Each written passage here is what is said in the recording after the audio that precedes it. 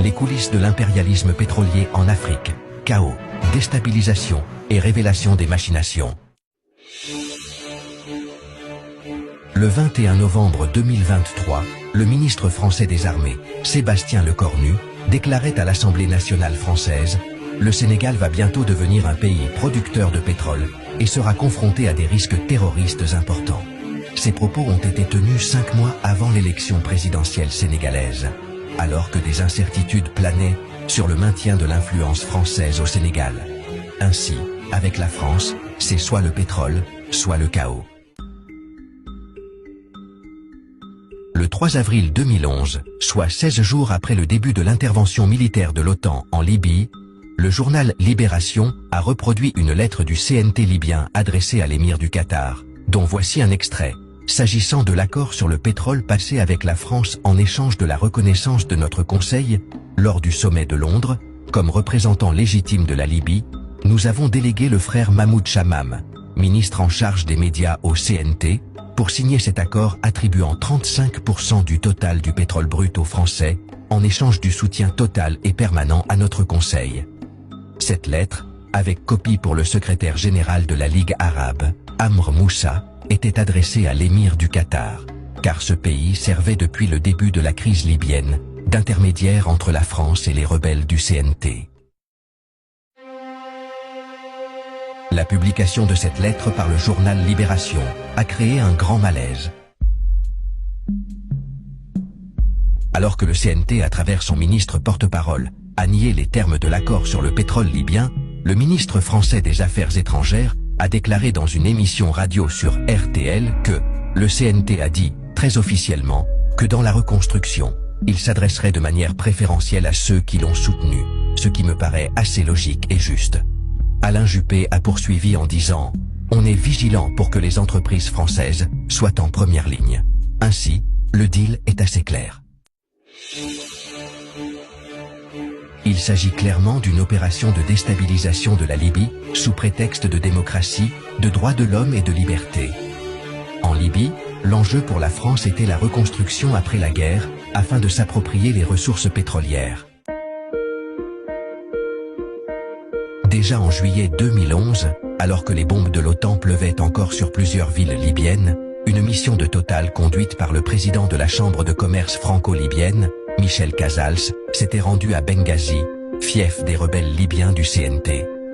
Michel Casals a déclaré à propos de cette mission que « Nous n'en sommes pas au stade de la signature de contrat, mais de comprendre comment le CNT gère cette crise et quelles sont les mesures urgentes dont il a besoin pour redémarrer la machine pétrolière qui rapporte 95% des revenus du pays, afin qu'elle puisse reprendre rapidement. » Il est clair que la déstabilisation des États du Sahel a été planifiée dans les coulisses au même moment que la planification du bombardement de la Libye. Bombarder la Libye pour le pétrole, déstabiliser le Sahel pour le pétrole et d'autres minerais précieux. Au Mali, dès mars 2010, l'Autorité pour la promotion de la recherche pétrolière au Mali, OREP, affichait un optimisme quant à ses travaux d'exploration du pétrole dans le nord du pays. Les travaux jusqu'ici effectués sont prometteurs, et nous sommes vraiment optimistes quant à la découverte du pétrole ou du gaz. Le bassin de Taoudéni au nord du Mali suscitait de grands espoirs. Ainsi, la création d'un État indépendant, l'Azawad, au nord du Mali, est l'astuce trouvée par la France pour s'approprier les richesses de cette partie du Mali en échange de la reconnaissance internationale du nouvel État Azawad. D'ailleurs, c'est depuis Paris que le MNLA a proclamé l'indépendance de l'Azawad via France 24 le 6 avril 2012. C'est exactement comme dans le cas du CNT en Libye, ou encore comme le Biafra au Nigeria, où la France a armé et soutenu les indépendantistes biafrais, dans le seul but de bénéficier de l'exploitation exclusive du pétrole biafrais. La crise du Biafra a fait environ 1 million de morts. En 2010, le contexte était également favorable au Niger. Le 16 juillet 2011, le président Mahamadou Issoufou a annoncé « Le Niger a découvert plus de pétrole dans l'est du pays, dans le champ pétrolier d'Agadem ». Il a ajouté « Les Nigériens auront très bientôt du carburant made in Niger ». Au Burkina Faso, Le Boumijeb a également affiché de l'optimisme à cette époque concernant différents métaux précieux, dont le pétrole vers Nouna, ainsi qu'au-dessus d'Essakan et l'uranium, dans le Sahel burkinabé. Ces résultats des travaux du Boumijeb ont été brièvement communiqués par le ministre des Mines Oumarou Idani en avril 2018. Ainsi, le contexte de 2010, qui prévoyait de meilleures perspectives pour nos États, s'est finalement transformé en cauchemar pour les populations, avec l'introduction du terrorisme au Mali, puis au Niger, puis au Burkina Faso.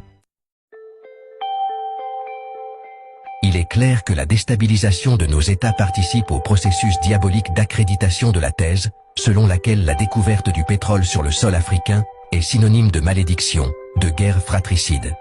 Peuple de l'AES, nous avons compris, Dieu ne peut pas maudire un peuple en lui donnant des richesses. Les richesses dans notre sous-sol sont la preuve de la bénédiction de nos États et de nos peuples. Peuple de l'AES, il est l'heure de nous affirmer contre l'impérialisme et toutes ses manifestations. Nous allons nous battre au prix du sang et de la sueur, pour protéger cette bénédiction de Dieu à l'égard de nos peuples, afin qu'elle profite aux futures générations.